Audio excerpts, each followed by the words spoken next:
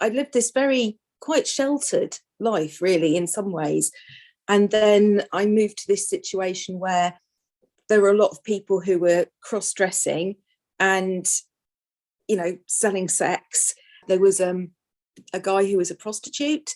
He'd left a wife and 2 little children to sell sex. He moved in with us for like 3 months.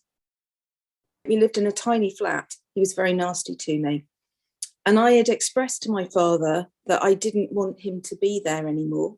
And my father said to me, if you make more of a fuss about this, I won't love you anymore. And this was, oh my God, I was 14? I would say that we'd had a very, very intense relationship during my teens in which he completely dominated my life.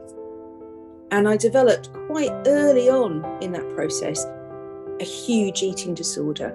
My father tried to starve me, so I would go and I would find other sources of food. I'd just go out and buy food, and I'd binge eat and things like that.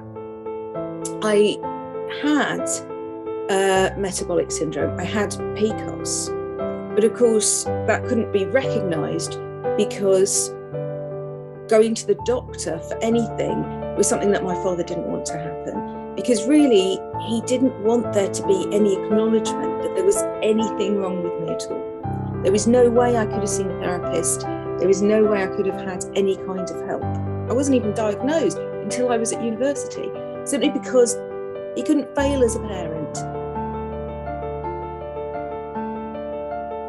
When I look at children in the media, that's often in the front of my mind. You've got to pretend that it's all okay. You cannot admit that anything is wrong at all. These weird fake smiles on these kids' faces in news articles, I can see it because I have the same fake smile. It just doesn't reach your eyes. You have to realise that your dad has fallen in love with himself, and there's no part for you in that, where you're not just a prop.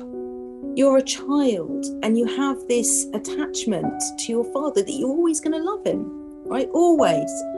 And then it's like this person came along and said, you know how you had a dad? Well, that was all a lie. And all that time, your dad didn't like being your dad. And my dad was kind of replaced by this other person who didn't love me like my dad loved me, right? Wasn't interested in me in the way my dad was, and whose love was conditional.